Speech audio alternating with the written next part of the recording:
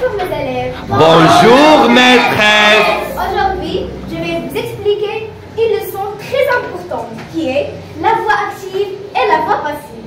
On commence comme nous voyons une définition.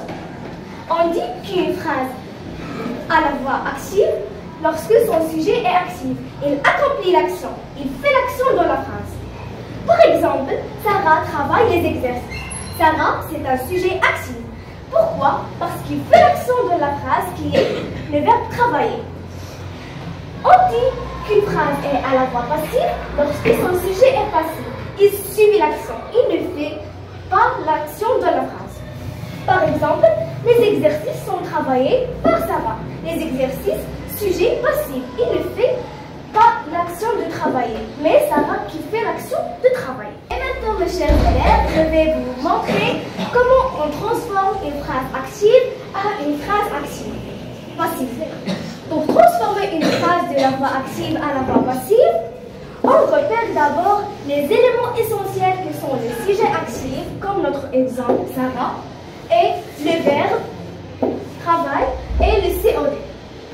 Puis, on commence par le COD qui va devenir un sujet passif et le voilà. Ensuite, on introduit le verbe être suivi du participe passé du verbe principal, c'est sont travailler. Et enfin, le complément d'agent qui se compose par une préposition par suivie du sujet actif. Vous avez bien compris? Oui, maîtresse, nous avons bien compris. Maintenant, passons à l'application. Qui veut lire la première phrase? Oui, nous regardons la télévision. Alors, où est le sujet dans cette phrase? Oui, c'est nous. Et le verbe? Oui. Nous regardons. Et le COD? La télévision. Alors, avec quoi on va commencer dans la voix passive?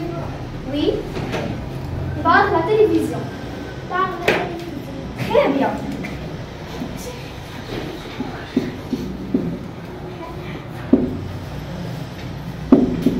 Et après, qu'est-ce qu'on va faire? Oui, après on a ajouté l'auxiliaire être. Très bien. Après, oui, le participe passé regarder. Très bien.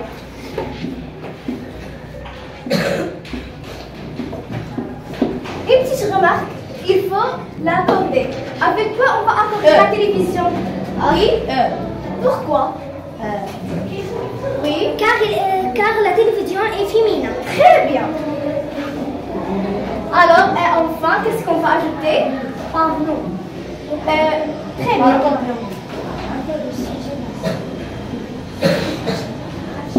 Très bien, mes élèves. Alors, travaillez les autres exemples.